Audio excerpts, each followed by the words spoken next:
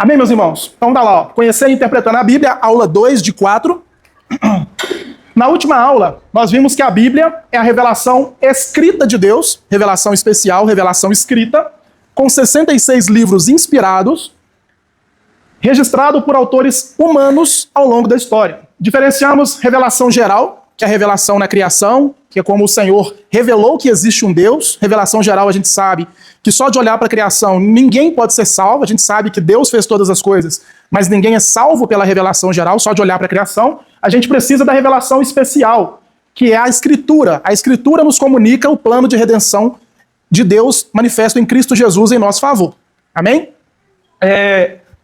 Também estudamos como a palavra foi registrada e preservada. Nós falamos dos pergaminhos, falamos dos papiros, materiais que se perderam ao longo da história. Nós temos cópias, né? E concluímos que a Bíblia é confiável, suficiente, autoritativa para a nossa fé e prática. Então, tudo que um cristão precisa para saber sobre a palavra de Deus, sobre a vontade de Deus, para salvação, está na Bíblia, está registrado na Bíblia. Nós não precisamos de teologias estranhas, como a teologia coaching, teologia da prosperidade. Nós não precisamos de ocultismos, misticismos, eis que te digo, profecias, revelações novas. Tudo que o cristão precisa está na Bíblia. Amém? Então, já que nós falamos de revelação, revelação na criação e revelação na Bíblia, nós vamos entender, se a revelação foi a forma como Deus se deu a conhecer aos homens, ou seja, por meio da Bíblia e da criação, Deus mostrou o que existe e mostrou o plano de salvação, ele usou a criação, teofanias e profecias. A inspiração da Bíblia é a forma como ele conduziu os autores do texto bíblico a registrarem a Bíblia. Então, revelação, como o nome diz, Deus se revela. Inspiração, Deus inspira as pessoas, os autores da Bíblia, a registrar a Bíblia, a escrever a Bíblia. Tá? A primeira, que é a revelação, ela é exclusiva de Deus. Por exemplo, quando Deus se revela na sarça ardente para Moisés, só Deus está se revelando, a função ali é só de Deus. Na inspiração, não. É uma tarefa divina, Deus inspira, mas ela também é humana, o homem escreve. Isso é importante, pode parecer coisa técnica, mas preste atenção nisso porque é muito importante. Eu sei que alguém já abriu para mim Isaías capítulo 6, excelente. Próximo é você, viu, Sara? Pode ler, por favor. No ano que o rei Uzias morreu, eu vi o Senhor sentado num trono alto e exaltado, e a aba de sua veste enchia o templo. Acima dele estavam serafins, cada um deles tinha 6 asas, com 2 sobre os rosto, com 2 sobre os pés e com 2 voavam. E proclamavam uns aos outros: Santo, Santo, Santo é o Senhor dos Exércitos. A terra inteira está cheia da sua glória. Glória a Deus. Então aqui, Deus ele se revela para o profeta Isaías. A Bíblia diz que Isaías tem uma visão de Deus. Então Isaías vê o trono de Deus, vê os querubins ali em volta do trono, falando santo, santo, santo. É uma revelação de Deus. Deus está dando a Isaías uma revelação. Quando Isaías registra isso no pergaminho, no papiro, na Bíblia, ele está sendo inspirado. Deus está conduzindo ele para que ele registre aquilo que ele viu. Revelação é Deus mostrando, inspiração é Deus usando uma pessoa para escrever a Bíblia. Amém? Então, olha, ó, Isaías 6, 1, 3... Deus dá uma visão a Isaías, que é a revelação, e depois conduz ele a escrever, que é a inspiração. Em 2 Timóteo, capítulo 3, versos 16 e 17, um texto que nós já tratamos muito dele aqui, é dito assim, olha, toda a escritura é inspirada por Deus e útil para o ensino, para a repreensão, para a correção, para a educação na justiça, a fim de que todo servo de Deus seja perfeito e perfeitamente habilitado para toda boa obra. Essa palavra inspiração, no original grego, quando eu falo de inspiração aqui no português, eu falo desse ato aqui, ó. Isso é inspirar, correto? Nós conhecemos como inspirar, ó. Estou inspirando. Só que no original grego, a palavra é expirar. Toda a Bíblia foi soprada por Deus.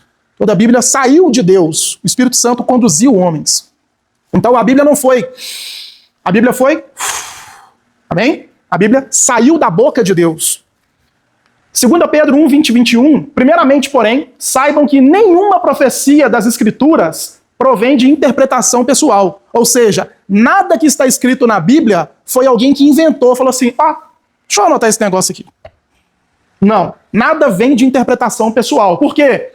Porque nunca, jamais, qualquer profecia foi dada por vontade humana. Entretanto, homens falaram da parte de Deus, movidos pelo Espírito Santo. Então tudo que está na Bíblia não foi um devaneio de alguém. Por que eu falo isso? É importante entender. Tem muita gente que diz, os teólogos liberais, eles afirmam o seguinte: a Bíblia não é a palavra de Deus. A Bíblia é apenas relato, é um conjunto de livros que são relatos históricos de uma cultura lá da época. Quando Moisés escreveu isso há 1.500 anos atrás, Moisés não estava escrevendo 3.500 anos atrás, Moisés escreveu 1.500 anos antes de Cristo, então nós estamos falando de 3.500 anos até nós hoje. Então o povo fala assim, olha, Moisés quando escreveu isso 1.500 anos antes de Cristo, ele não está escrevendo palavra de Deus. Ele está escrevendo só relatos da cultura dele na época e a gente está achando que isso é palavra de Deus. Isaías, a mesma coisa. Ele não está escrevendo palavra de Deus. Aquele trono que ele está alegando ter visto lá era só um aspecto da cultura dele. Ele está registrando isso. Sabe quando a gente aprendia na escola sobre o Saci Pererê, que é uma mitologia, que é um folclore? As pessoas que são teólogos liberais, eles entendem que a Bíblia é um folclore, uma mitologia. E aí você vê, por exemplo, um teólogo chamado Ed Renekiewicz, por exemplo, que ele afirma que nós temos que atualizar a Bíblia. Por quê? Quando a pessoa fala assim, eu preciso atualizar a Bíblia, o que ela está querendo dizer? A Bíblia não é a palavra de Deus. A Bíblia é um livro de uma cultura muito antiga. Então ela tem que ser atualizada porque aquela cultura antiga ela é ultrapassada. Então a gente tem que pegar esse livro e atualizar ele hoje de acordo com a nossa cultura. Entenderam? De onde parte, por exemplo, essa teologia de atualizar a Bíblia? Ela parte do pressuposto que a Bíblia não é a palavra de Deus. Só que a Bíblia é a palavra de Deus. Como nós interpretamos a Bíblia, nas próximas 2 aulas vocês vão entender isso. Como é que a gente supera esses problemas culturais. Por exemplo, o véu que as mulheres usavam na cabeça lá em Corinto. Como é que a gente entende isso? A gente tem que usar véu hoje? Não, era um aspecto cultural. Mas como eu sei o que era cultural daquela época e o que eu tenho que repetir hoje em dia? Nós vamos entender isso nas 2 próximas aulas. Amém? Então nada que está na Bíblia é vontade do homem. Tudo saiu da boca de Deus. A definição de inspiração bíblica. A inspiração da Bíblia é a ação sobrenatural pela qual Deus guiou autores humanos, de modo que tudo o que eles escreveram é exatamente o que Deus quis comunicar, sem erro, sem falha e com total autoridade. Tudo o que está escrito na Bíblia foi a vontade de Deus que lá estivesse. Ah, não, Paulo proibiu as mulheres de pregar porque Paulo é machista. Paulo proibiu as mulheres de ensinar na igreja, de ser pastora, porque Paulo vivia numa cultura patriarcal e machista. Não. Tudo que está na Bíblia, como nós vimos em 1 Pedro, saiu da boca de Deus. Nada foi dado por vontade humana. Tudo saiu da boca de Deus. Amém? A gente tem que entender isso, porque a maioria das heresias que nós temos hoje, elas partem do pressuposto que a Bíblia é um livro antigo, de uma cultura antiga, que não serve mais para o nosso tempo. Amém? Ok, tem alguma dúvida? Se for aparecendo dúvida, pode interromper, viu?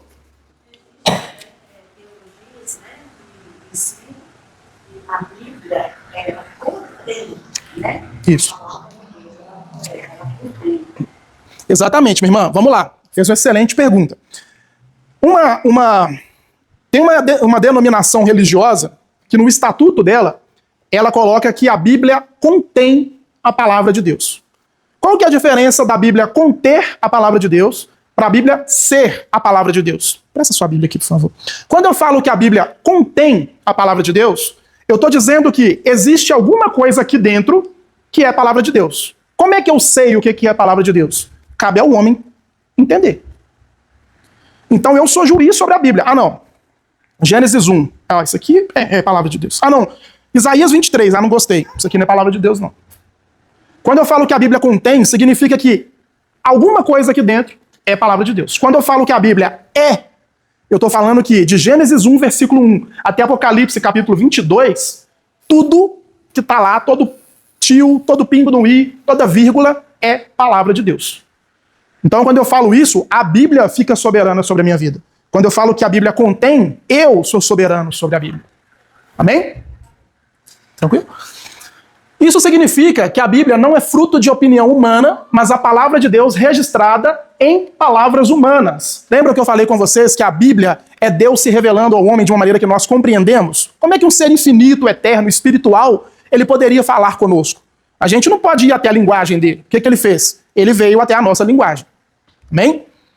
Então, isso significa que a Bíblia não é fruto de opinião humana, mas a palavra de Deus registrada em palavras humanas, preservando tanto a personalidade do autor quanto a veracidade divina, que é Enem. que é conhecido como inspiração orgânica. A mente do escritor é conduzida por Deus. O que aconteceu? Está até aqui embaixo. Ó. Além da orgânica, nós temos a dinâmica e a mecânica. Tem muita gente que pensa que a Bíblia foi escrita assim, olha, Deus chegou, Isaías, toma nota. E aí Deus vai ditando. Tem muita gente que acha que a Bíblia foi escrita assim. Deus foi ditando, o autor humano foi ouvindo e ele está ali escrevendo. Já tem outras... Isso é inspiração mecânica, uma inspiração robótica. Deus foi falando e o homem foi ali escrevendo como se fosse um ditado. Escreve A, escreve B, escreve C. Essa não é a maneira como a Bíblia foi escrita. Amém? Existe uma outra, que é a dinâmica.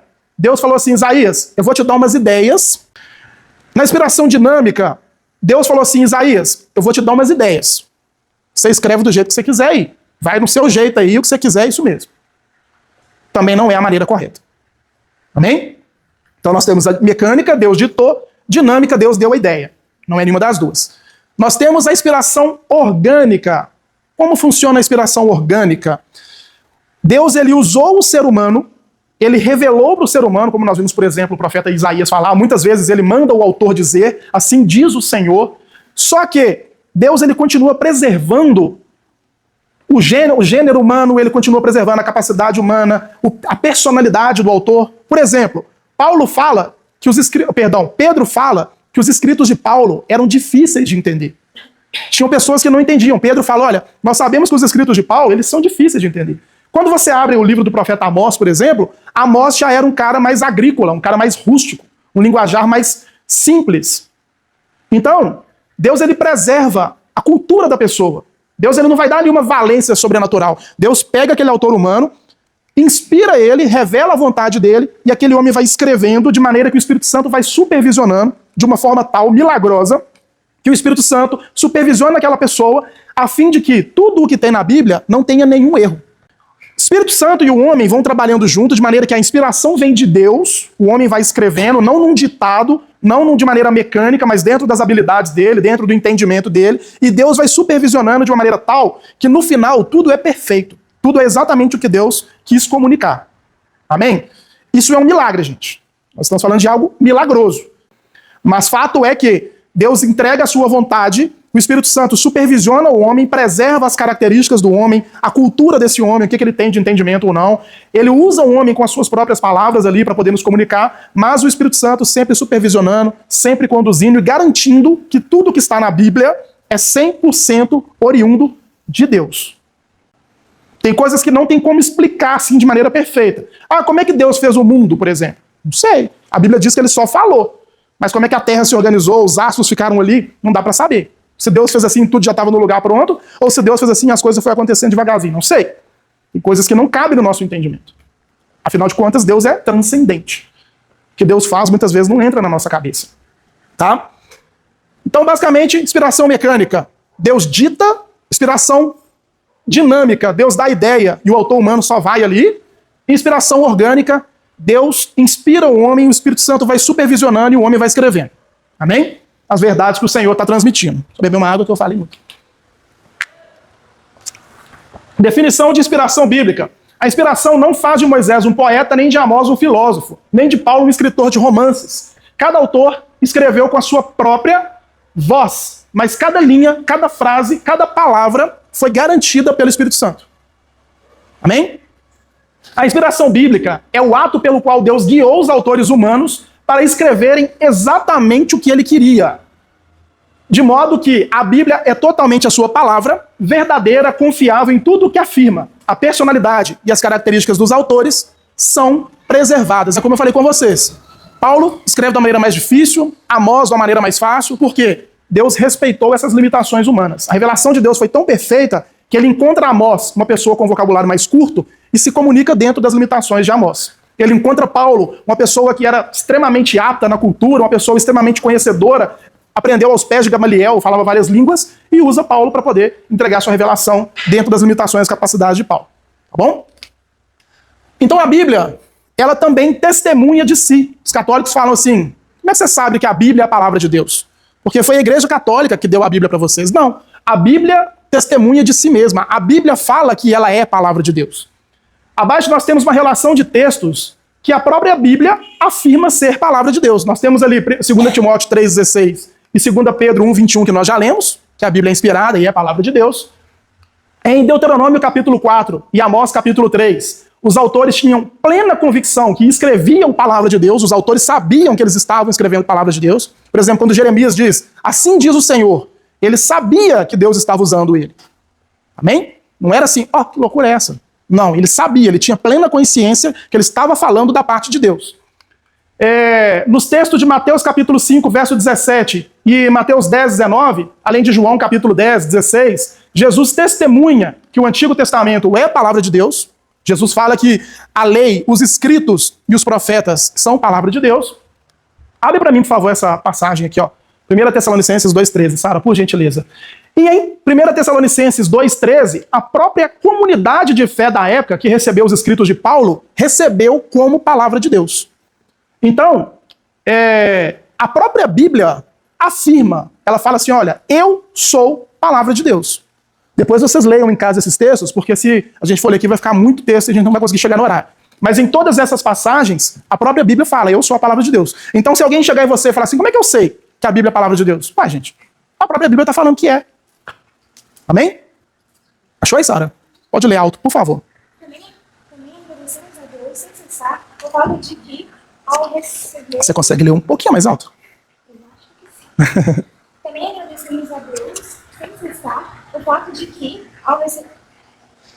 ao receberem de nossa parte a palavra de Deus, vocês a aceitam, não como palavra dos homens, mas conforme ela verdadeiramente é, como a palavra de Deus que atua com eficácia em vocês, os que creem. Perfeito. Então o que Paulo está dizendo? Eu glorifico a Deus, por quê? Porque quando vocês receberam esses escritos, vocês receberam ela como palavra de Deus. Paulo está falando assim, olha, Tessalonicenses, excelente o que vocês fizeram, eu glorifico a Deus por isso. Porque eu escrevi palavra de Deus e vocês receberam esse documento como palavra de Deus.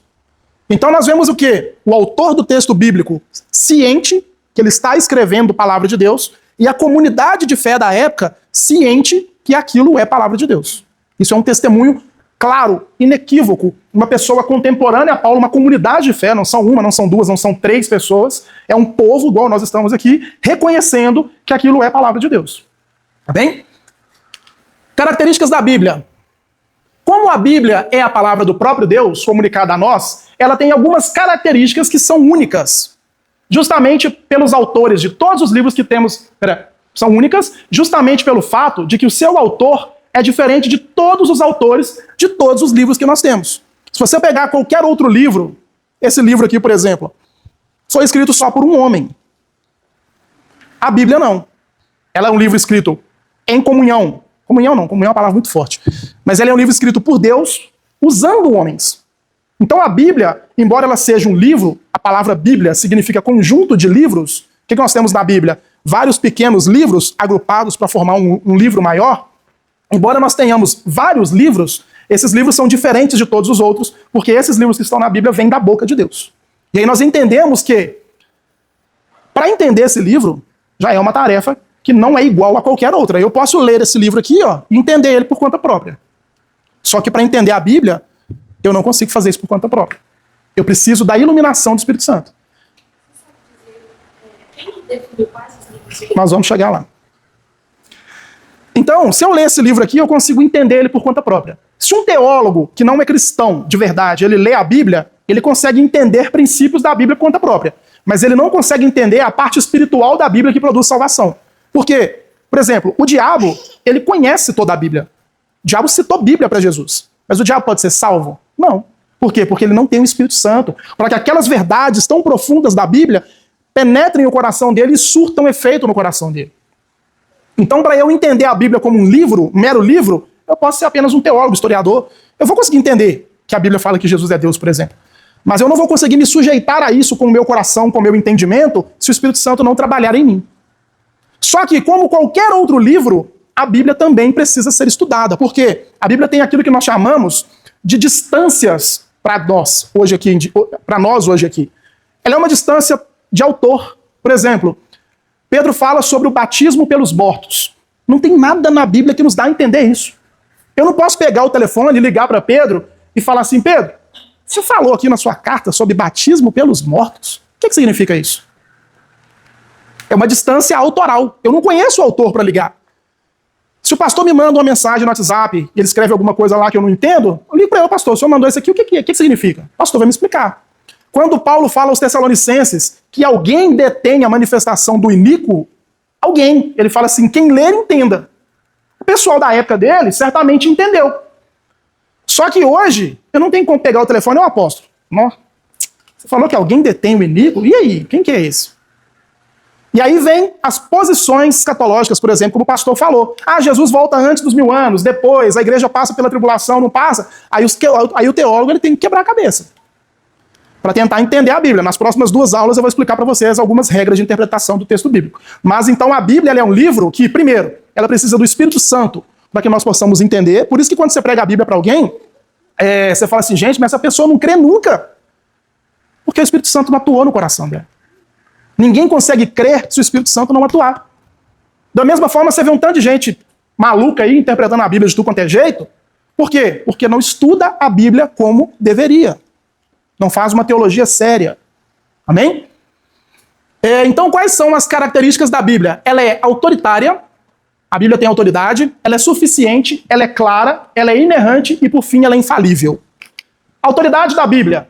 Gente, se a Bíblia é um livro que saiu da boca do próprio Deus, vocês concordam que ela tem autoridade sobre a minha vida? A minha mãe pode falar alguma coisa que se sobressai à Bíblia, que sobrepõe à Bíblia? A minha esposa, alguém, meu pastor, o Papa da Igreja Católica, ele pode falar alguma coisa que fica acima da Bíblia? Não, porque a Bíblia é a palavra de Deus. Quem tem mais autoridade que Deus? Então, para nós que somos cristãos, muita gente pergunta assim, pastor, eu posso contrariar minha mãe, desobedecer minha mãe? Fala, meu irmão, só tem uma possibilidade na sua vida de não obedecer sua mãe. Ou seu pai. Se ela te der uma ordem que for antibíblica. Se o seu pai e sua mãe chegar em você e falar assim, meu filho, vem cá, vão lá no centro espírita lá que nós vamos adorar um trem lá. Você vai? Não, a minha mãe vai me matar, me colocar de castigo. Glória a Deus por isso, vou virar mártir da igreja. Minha mãe vai me espancar, vou ficar de castigo até eu ter 18 anos. Glória a Deus. Por quê? Porque a palavra de Deus é soberana aos homens. Quando Jesus fala assim, eu vim para trazer espada, colocar mãe contra filho, filho contra mãe, contra pai, o que ele está querendo dizer? É rebelião? Não. É que nós não aceitamos qualquer orientação que contrarie a Bíblia. A Bíblia é a autoridade sobre as nossas vidas. O cristão pode defender aborto? De maneira nenhuma. Porque a Bíblia diz que quem dá vida e quem tira ela é o próprio Deus. O cristão pode defender casamento homoafetivo? Não, porque Deus fala que criou o homem e a mulher para que eles sejam família, produzam filhos. Então a palavra de Deus, quando ela fala, nós que somos cristãos, nos sujeitamos a ela. Pastor, tem um governante aqui no Império Romano, e esse governante ele diz que eu tenho que adorar ao Deus da nação. Se você não adorar, você vai ser preso e morto. Desobediência civil, eu posso. Nesse caso, eu posso. Desobediência civil só é autorizada para o cristão quando a ordem, a lei, coloca o cristão contrário à palavra de Deus. A gente não pode, a gente deve. Agora, eu não concordo com as ideias de determinada pessoa que está no poder. Você está em pecado se você atentar contra a vida dessa pessoa, se você ofender e insultar. Porque a Bíblia diz que toda autoridade é constituída por Deus, de maneira que quem ofende, denigre, enfim, está atentando contra Deus. Estou entrando no assunto, não é para dar indireta para ninguém não, viu gente? É só porque é o que está na Bíblia. Depois eu posso abrir o texto bíblico e mostro para vocês. Tá bom? Não estou falando de política aqui não. Tranquilo? Por quê? Porque hoje em dia nós somos seduzidos a isso. O mundo aí fora hoje está falando assim, quem é cristão tem que levantar e xingar e ofender e isso, aquilo outro. Nós temos líderes de igrejas neopentecostais que eles usam palavras que não cabem a cristãos falar com ninguém, de maneira nenhuma. Nós tivemos um áudio vazado recentemente com muitas ofensas de um suposto pastor. Isso não cabe a um pastor. 1 Timóteo capítulo 3 e Tito capítulo 1 falam muito bem sobre isso. E também nós não podemos falar mal sobre ninguém, principalmente sobre autoridades. Porque toda autoridade, a Bíblia diz, é constituída por Deus.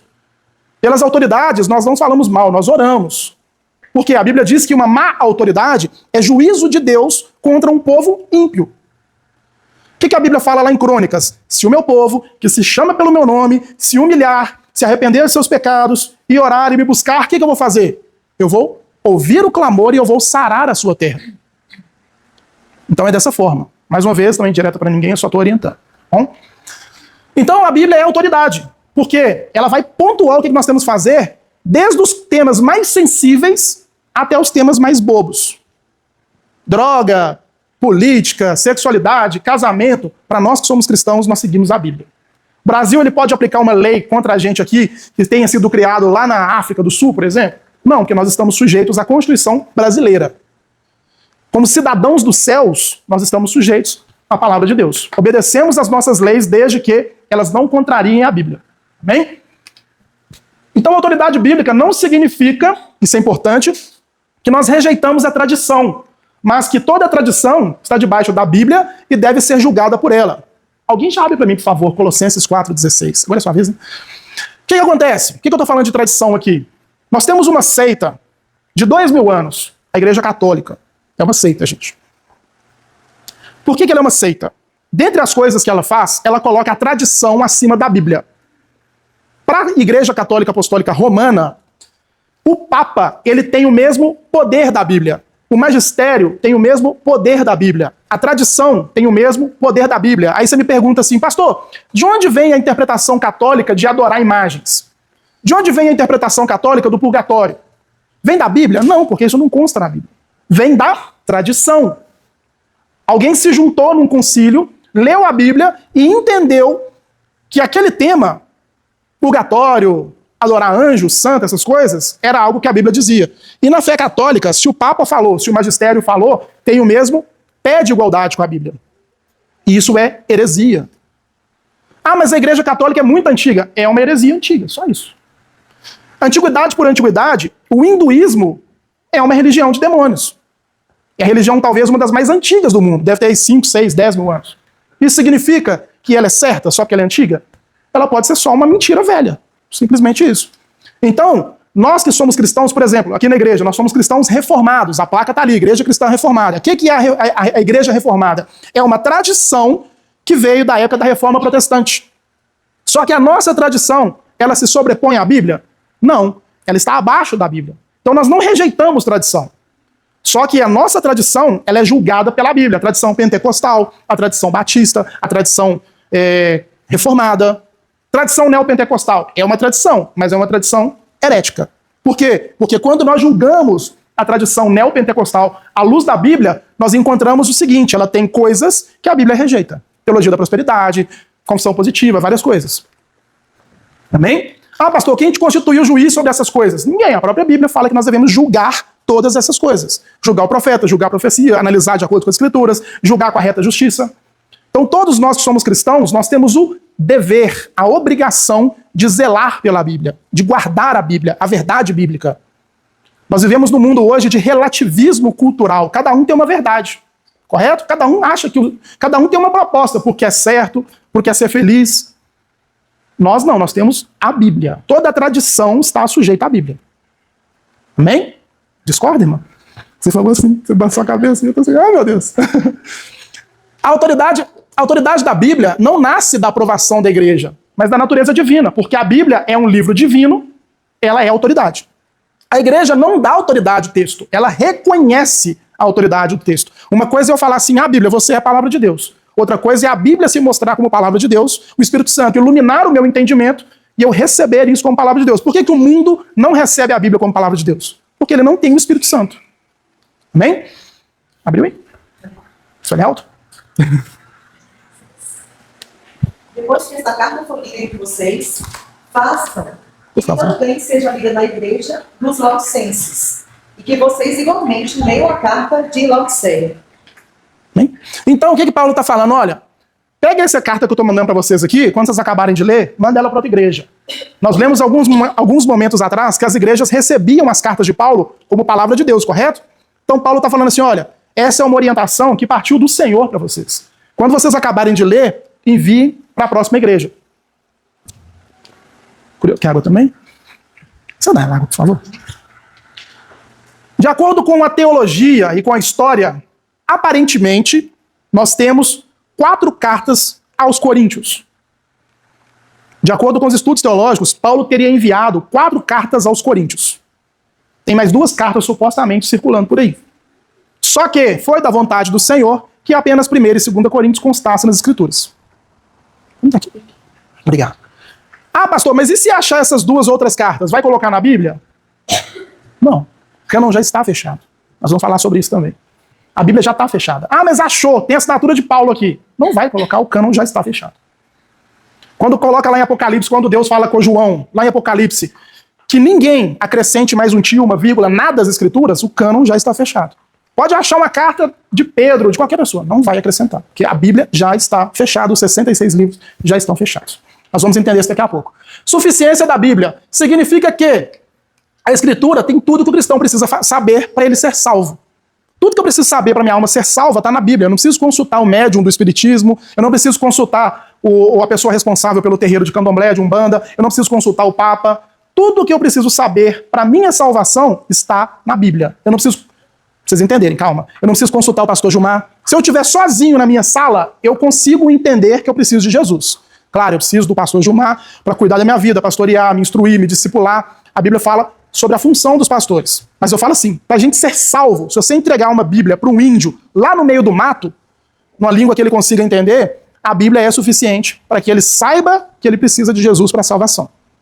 Amém? Claro que para teologia, para pastorear, discipular, nós precisamos de pastores, mestres. A Bíblia fala sobre isso em Efésios capítulo 4. Mas para a salvação a Bíblia é suficiente.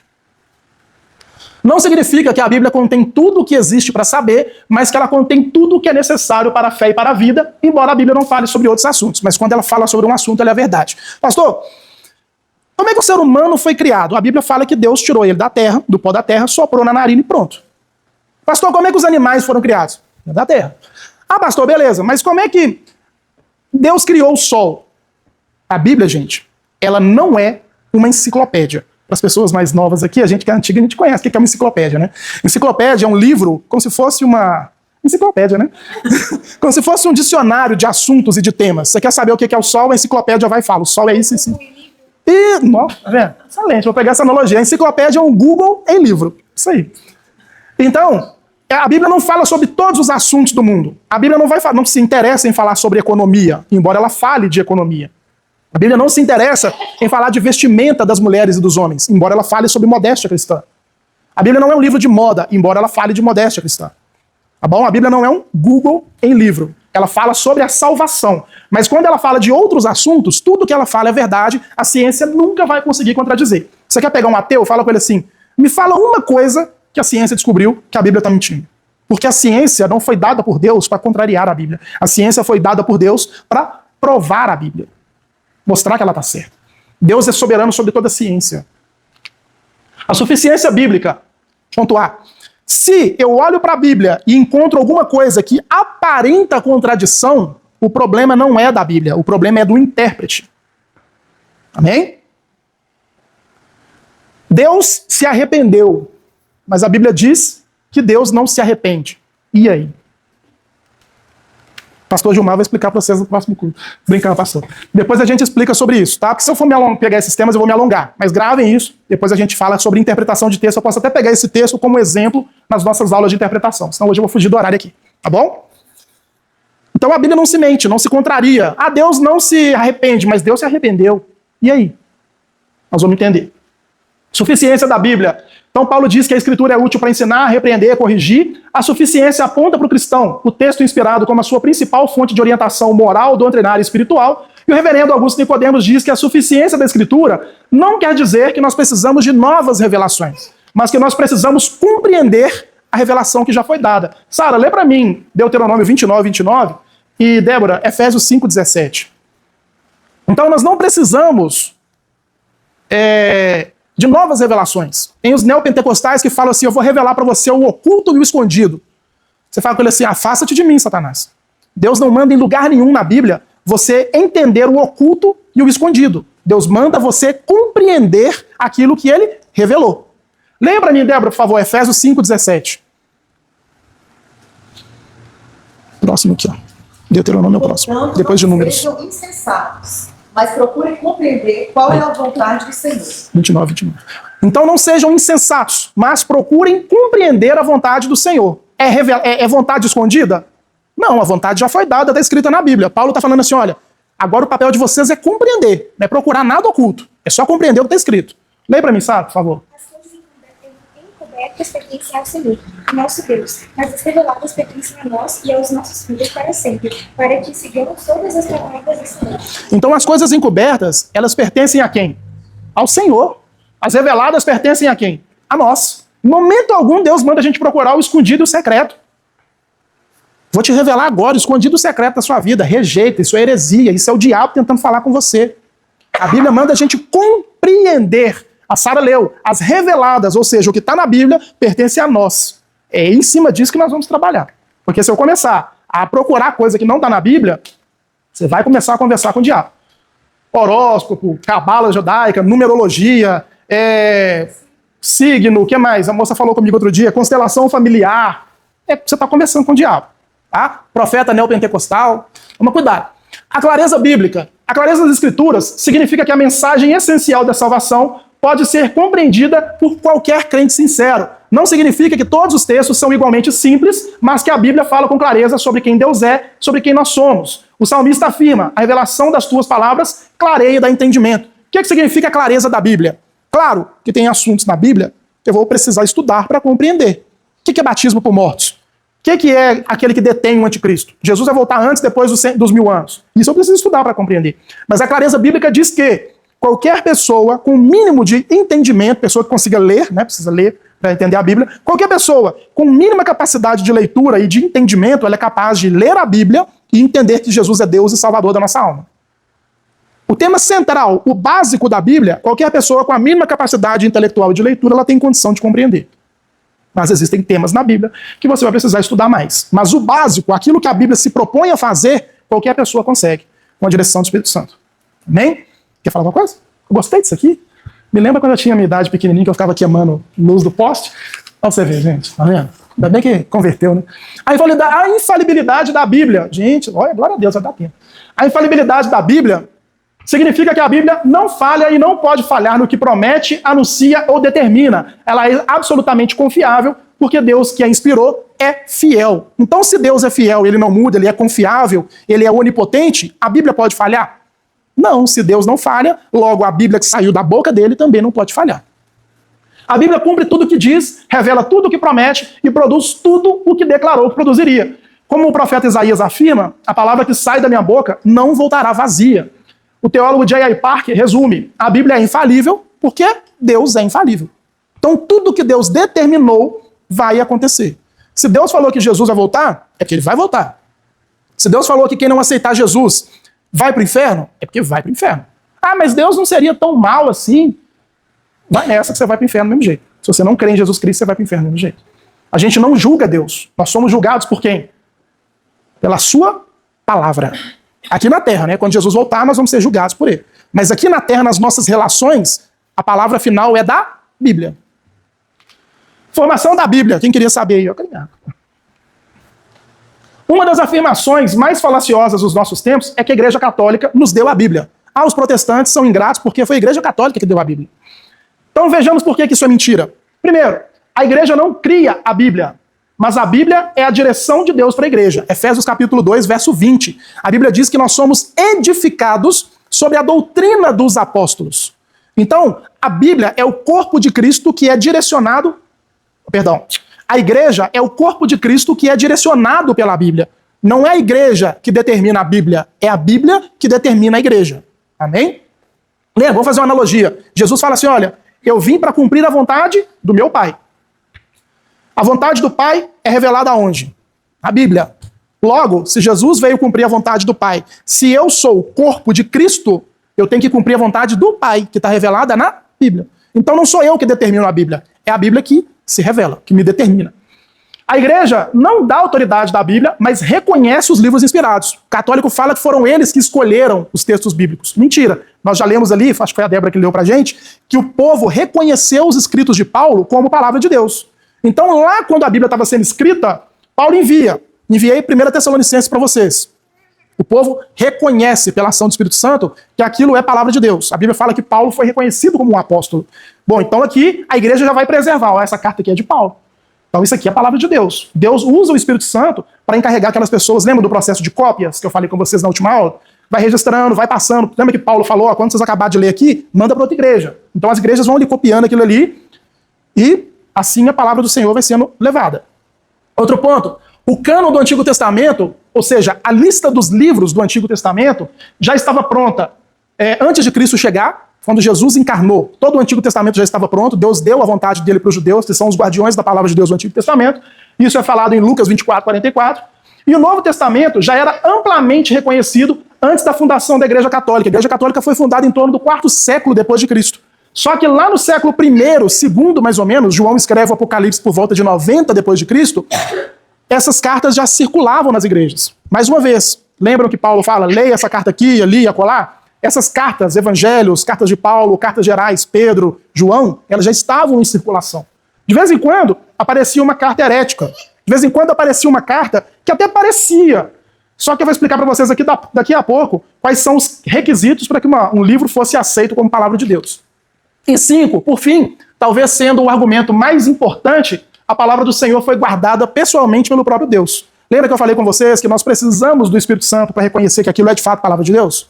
Nada mais importante do que o próprio testemunho do Espírito Santo para testificar no coração do cristão que aquilo é palavra de Deus. Gente, pega um livro qualquer de autoajuda, qualquer livro de religião e joga na cadeia. Ninguém vai mudar de vida, ninguém vai se converter. Pode até ter uma mudança temporária ali, mas ninguém vai se converter. Agora joga uma Bíblia na cadeia. Põe uma Bíblia na mão de alguém viciado em drogas. É a única coisa que consegue mudar alguém, porque é a palavra de Deus. É o testemunho do Espírito Santo que valida que aquilo é palavra de Deus. Amém?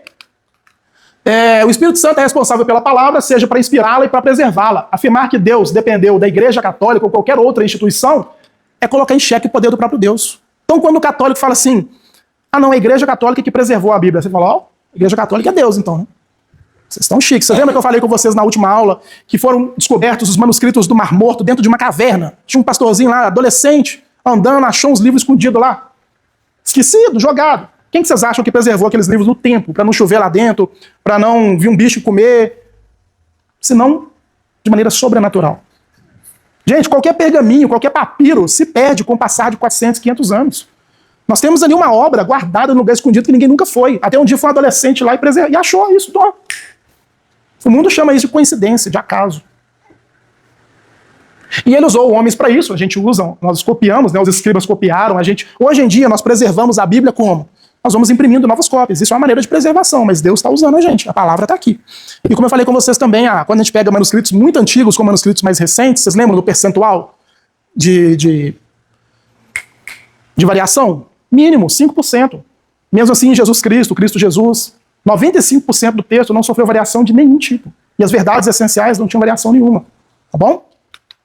Princípios para reconhecimento. Para que um livro fosse integrante da Bíblia, ele precisava de algumas coisas. Autoridade divina reconhecida. Nenhum livro era aceito por qualquer grupo. Nenhum livro foi aceito por qualquer grupo porque esse grupo quis, mas porque o próprio livro se impôs como palavra de Deus. Lembra? Paulo escreveu palavra de Deus. Jesus, quando ele fala que ele falava em nome do Senhor. Então, os próprios autores bíblicos, eles tinham isso. Eles sabiam, lembra de Isaías, assim diz o Senhor, Jeremias. O profeta falava, o negócio acontecia. O povo falava, gente, você é profeta de Deus mesmo. Lá em Deuteronômio, a Bíblia diz que um teste para o profeta é o quê? Ele falar que vai acontecer algo e algo acontecer. Amém? Então, isso era um primeiro ponto. Segundo, uma origem profética ou apostólica. Por um livro ser reconhecido como palavra de Deus, ele precisava ser escrito por um profeta, apóstolo ou alguém do ciclo apostólico. Então, na Bíblia, nós só temos 3 tipos de pessoas escrevendo. Profetas, no Antigo Testamento, apóstolos, no Novo Testamento, que foram aquelas pessoas autorizadas por Jesus a escrever, e pessoas do ciclo apostólico. Por exemplo, Marcos escreve sobre a supervisão de Pedro. Marcos não era um apóstolo. Lucas escreve Lucas e Atos sobre a supervisão de... Muito bem. Lucas escreve Atos e o Evangelho de Lucas sobre a supervisão de Paulo. Então, tudo que está na Bíblia ou veio de um apóstolo, ou veio de um profeta, ou veio de alguém do ciclo apostólico. Nós temos, né, um livro chamado Didaquê, conhecido como a Orientação dos Apóstolos. Pastor de Hermas também é outro livro muito famoso na tradição cristã. Por algum tempo chegou-se a cogitar isso lá atrás, que esses livros pertencessem à Bíblia. Por que não pertenciam? Porque não tinha como comprovar que eles foram escritos por apóstolos. Vocês já ouviram falar do livro de Enoque? Livro de Enoque, por que ele não está na Bíblia? Se a Bíblia diz que teve um Enoque, andou com Deus, foi transladado. Porque, primeiro, esse livro ele é muito posterior a Enoque. As pessoas encarregadas disso, né, de estudar manuscritos, eles, com seus estudos, eles perceberam cientificamente que aquele material não podia ser da época de Enoque. E segundo, porque esse livro ele tem muitos erros de teologia, ele tem muitas questões que não fecham, que é o próximo ponto que nós vamos ver ali, ó. Conformidade doutrinária com as revelações anteriores. Para um livro estar na Bíblia, ele não pode contradizer um livro anterior. Por exemplo, primeiro livro da Bíblia, Gênesis, Moisés escreveu. Moisés fechou ali os 5 primeiros livros. Quando Josué escrever alguma coisa, ele não pode contrariar em nada aquilo que Moisés escreveu. Por isso que nós chamamos de revelação progressiva. Deus foi revelando aos poucos.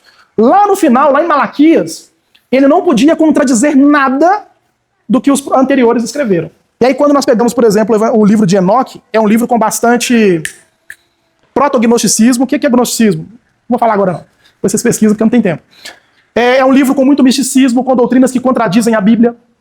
Então, para um livro estar na Bíblia, ele não pode se contradizer. E aí vem o Novo Testamento. Nada que os apóstolos ou pessoas do ciclo apostólico escreveram, também nada podia contradizer o que está na Bíblia. Ah, o Evangelho de Pedro, o Evangelho de Maria Madalena, não está. Não é porque o Vaticano escondeu. Tem muita gente que fala assim, não, o Vaticano escondeu. Não. É porque eles tinham problemas que se encaixavam em alguns desses aqui. Universidade e uso contínuo do povo de Deus. Vocês viram que a própria igreja reconhecia o livro como palavra de Deus. Porque eles tinham contato com os apóstolos. Então eles sabiam que veio do apóstolo, a doutrina ortodoxa. Então já se rejeita muita coisa disso. E por fim, o testemunho interno do Espírito Santo. A teologia afirma que o principal critério é espiritual. Livros inspirados se autenticam por si mesmos. É como eu falei com vocês. Solta qualquer livro na cadeia. Não vai transformar a vida de ninguém. Solta a Bíblia. Um dos maiores poderes da Bíblia, para mostrar que ela é a palavra de Deus, gente, a Bíblia transforma vidas. Ela transformou a minha e a de vocês. Ela transforma traficantes, homossexuais, todo tipo de gente. Nenhum outro livro faz isso. Esse é um dos maiores testemunhos. Gente, 8h30, vocês me dão 5 minutos só para acabar? Tem problema? São só 2 slides, eu acho. Então, se a Bíblia de fato, isso aqui é muito importante, é sobre oração bíblica. Se a Bíblia de fato, tudo que a Bíblia afirma ser, nós cremos que é, já imaginou vocês fazendo orações bíblicas? Nós usamos isso no aconselhamento bíblico. Oração bíblica é pedir, louvar e confessar a Deus usando as próprias palavras das Escrituras. Quando fazemos isso, nós ligamos o nosso coração àquilo que Deus revelou e oramos dentro dos limites da palavra de Deus. Tiago fala, vocês oram e não pedem porque vocês oram mal, ou seja, vocês oram em pecado, vocês oram para satisfazer o coração pecaminoso de vocês. Então, quando eu faço uma oração bíblica, eu não cometo esse erro. Em Mateus 27:46, Jesus ora o Salmo 22. Senhor, por que me abandonaste? Está lá no Salmo 22. Jesus está fazendo uma oração que está na Bíblia. Ele leu um texto bíblico, ele recitou a própria palavra de Deus para o Pai. Por que me abandonaste? E em diversas ocasiões, o apóstolo Paulo também usa verdades bíblicas. Minha filha, quando ela passou por um problema de saúde, que ela ficou no CTI 5 dias, eu orei dessa forma. Eu falei, Senhor, a tua palavra diz, Pai, a sepultura não pode te louvar. Não leva a vida da minha filha. Quando ela estiver morta, a morte dela não vai te glorificar. Deus ele vai atender a nossa oração se ele quiser. Mas é o nosso dever orar de acordo com a palavra. Por quê? Se eu não oro de acordo com a palavra, eu posso fazer oração pecaminosa. Senhor, aquela menina ali, ela tem um vestido lindo, ela tá arrasando na festa, eu quero um vestido daquele para humilhar ela. Isso é uma oração pecaminosa. Vocês estão rindo, tem gente que faz oração assim. Deus mata fulano. Deus me coloca no lugar de honra para eu poder humilhar aquela pessoa. Tem gente que ora assim, gente, é sério. Já vi um Agenor Duque aí orando, falando que Deus não ia abrir a vida financeira da pessoa nunca mais. Então tome cuidado. Então vamos lá, oração bíblica. Então assim, orar biblicamente é sujeitar o coração à vontade do Senhor. Abaixo, segue alguns exemplos de salmos de orientação, desorientação e nova orientação. O que é isso dentro do aconselhamento bíblico? Salmos de orientação são aqueles salmos que nós lemos e oramos eles quando nós estamos naquela vida de acordo com a palavra de Deus. Nós oramos para a manutenção da nossa vida. Sabe quando tudo está bem na sua vida? Espiritualmente falando, financeiramente, materialmente, minha vida está tranquila. São orações que nós fazemos dentro dessa listagem de salmos que estão ali, ó.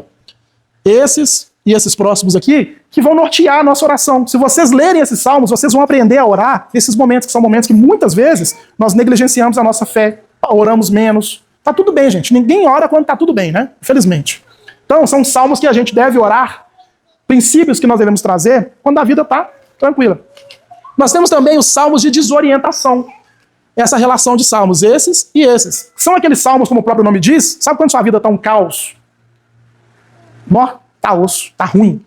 São salmos que vocês podem orar que vão consolar o coração, vão trazer direções. Salmo 51 ali é um dos que eu mais amo. Davi, ele nega a se arrepender, ele esconde seu pecado, Deus levanta um profeta, Davi se arrepende, Davi fala assim, Senhor, enquanto eu escondi o meu pecado, a sua mão pesava sobre mim, os meus ossos adoeceram, eu fiz da minha cama um lugar de lágrimas. E aí Davi vai orando. Uma característica dos salmos de desorientação, eles começam tristes, angustiados, Senhor, Senhor, por que o Senhor me desamparou? E termina glorificando. Então tem gente aí procurando psicólogo, porque não lê a Bíblia. Tá? E os salmos de nova orientação. Aqui, ó. Esses e esses. São salmos que passei a calamidade, passei a tristeza. Minha vida agora está estabilizando.